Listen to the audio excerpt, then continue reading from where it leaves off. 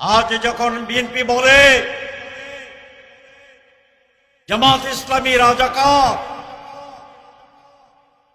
আমি এই কথার জবাব ওইভাবে না দিয়ে যদি বলি, বন্ধুরা 20 বছরের বেশি সময় তো আপনারা জামাত ইসলামী সহ একসাথেই তো মিটিং মিছিল করেছিলাম।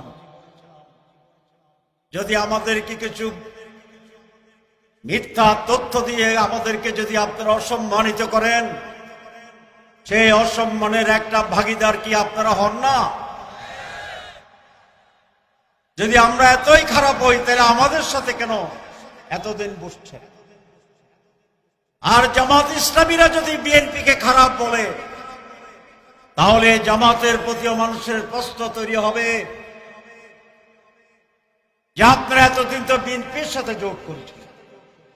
সুতরাং একে অন্যের সমালোচনার মাঝে আমরা সকলেই জনগণের সমালোচনার সম্মুখীন হয়ে যাব।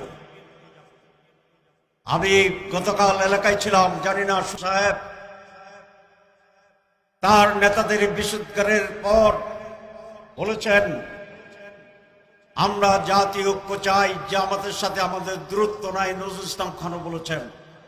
আমি ঢাকার থেকে দূরে শাহরাস্তিতে আপনাদের এই বক্তব্যকে স্বাগত জানাই, অভিনন্দন জানাই। এটাই হবে আমাদের রাজনৈতিক স্ট্যান্ড। আমরা যারা রক্ত দিয়েছি, জীবন দিয়েছি, তারা যেন নিজেদের ভিতরে মত দ্বৈততা বা মত বিরোধের মতো জায়গায় যে আমরা না যাই। আসুন আমরা জাতীয় ঐক্য গড়ে তুলি, আসুন দেশকে গড়ে তুলি, আসুন সমালোচনার, পর্যালোচনার, মিথ্যাচারের পচা রাজনীতিকে পরিহার করি। নেতাদের কাছে আহ্বান জানাবো, আগামী দিনের রাজনীতি হবে পজিটিভ রাজনীতি, পারস্পরিক সৌহার্দ্য এবং সহযোগিতার রাজনীতি।